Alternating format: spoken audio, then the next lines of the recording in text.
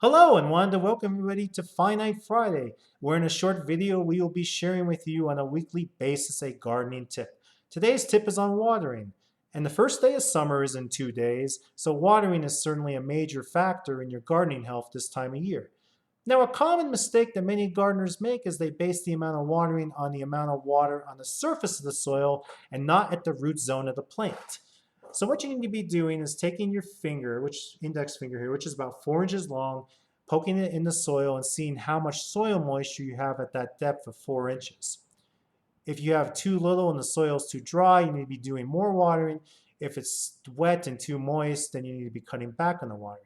I hope you found this tip to be useful and informative. And if you did, please follow me on my Instagram page. I hope to see everybody again next week for another edition of Finite Friday. Hope you have a great weekend and a great week. And I wish everybody success in your gardening. We'll talk to you soon. Take care.